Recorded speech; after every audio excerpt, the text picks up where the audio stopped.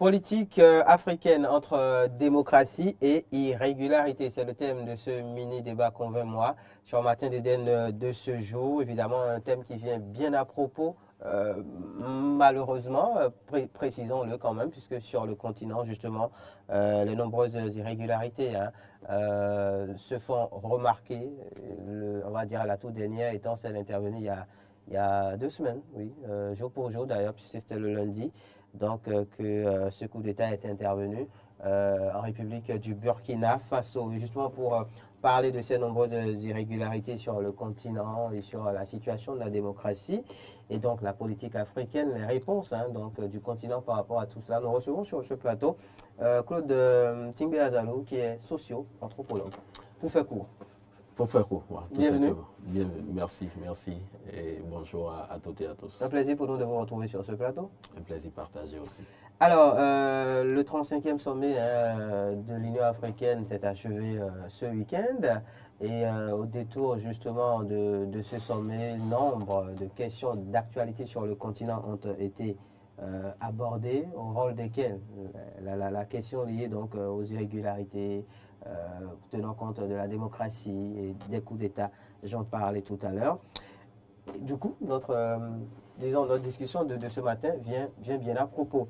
Alors, le rôle que la démocratie devrait jouer dans la prévention des irrégularités politiques, puisque s'il y a irrégularité politique, c'est parce que au départ, évidemment, le constitutionnaliste a pensé mettre en place des moyens pour l'éviter. Entre autres, donc, la démocratie, qui est un mode de gestion qui permet donc de faire participer les uns et les autres. Mais on se rend compte quand même que malgré cette démocratie, les irrégularités surviennent. Du coup, quel est ce rôle que la démocratie est censée jouer et qu'elle ne joue peut-être pas? Merci beaucoup. Cette question est une question très importante aujourd'hui, vu tout ce qui se passe un peu partout sur le continent et surtout au niveau de l'Afrique de l'Ouest. La démocratie en elle-même, comme sa définition stipule, c'est le pouvoir du peuple par le peuple et pour le peuple. Ça, c'est la définition basique d'Abraham Lincoln. Et après ça, il y a toute une panoplie de définitions qui ont émergé, mais toutes ces définitions, en réalité, se focalisent sur le pouvoir du peuple par le peuple et pour le peuple. Et donc, c'est un mot scindé en deux, qui peut être scindé en deux, demos qui signifie peuple et kratos qui signifie pouvoir. Alors, vous savez, le monde a expérimenté plusieurs formes de régime politique, même avant et un peu après l'époque du colonialisme. Il y a eu la monarchie, il y a eu les oligarchies, il y a eu aussi des aristocraties qui ont été expérimentées. Mais après l'époque du colonialisme, le monde en général a décidé en quelque sorte d'adopter la démocratie parce que les autres systèmes n'ont pas forcément bien marché. Et la démocratie est le régime politique le plus efficace pour un meilleur développement communautaire dans le but de favoriser en tout cas la joie, la paix, la participation citoyenne des peuples. Et donc, quand on prend un peu la compréhension intrinsèque en réalité de ce concept, on peut noter en général 5 formes. Vous avez la démocratie directe, vous avez la démocratie semi-directe. On parle de direct quand chaque citoyen exerce en fait la même parcelle de pouvoir.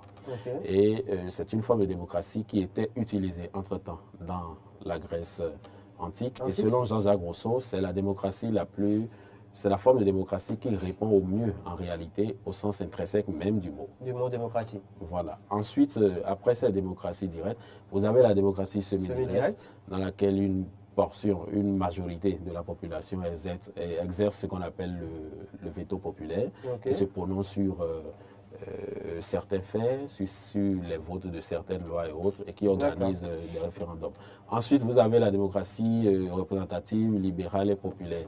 Quand vous voyez chaque forme de démocratie, à aucun moment il n'est souligné une affaire de coup d'État, il n'est souligné une affaire d'irrégularité, parce que justement, dans un système démocratique, on œuvre à ce que la population puisse donner son mot, puisse participer en fait au processus de gouvernance et au processus politique. Donc le rôle en réalité de la démocratie dans la prévention de ces crises, c'est en réalité de diminuer les mécontentements.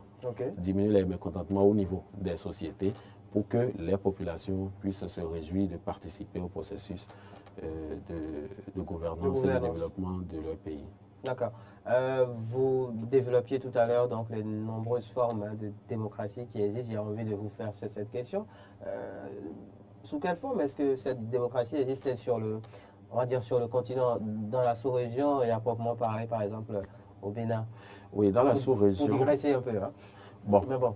Oui. C'est toujours dans le sujet. Oui, vous savez, dans la sous-région, aujourd'hui, la plupart des pays appliquent la démocratie représentative.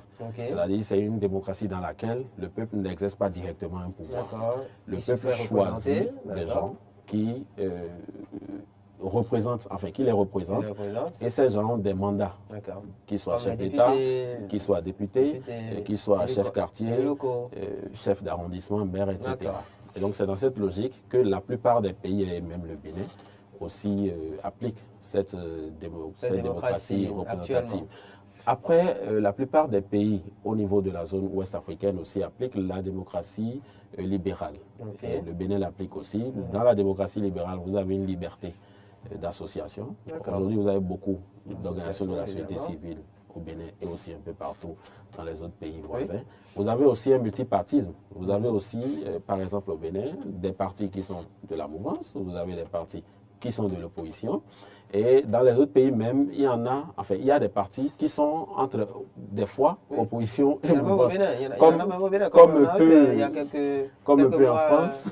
Oui, en France, évidemment. Comme un peu en France, on parle de gauche, on parle de droite, on parle de centriste.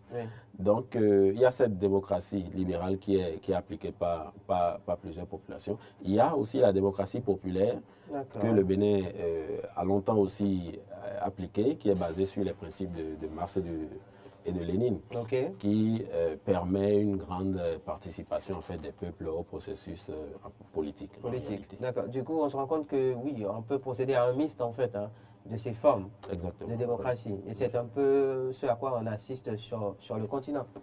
En quelque sorte. En tout cas, ces trois formes de démocratie sont les plus appliquées. Appliquées sur le continent. Alors, pour revenir à l'actualité donc des crises sociopolitiques sur le continent, quelles sont selon vous les causes justement à la base de cette urgence des crises sur le continent?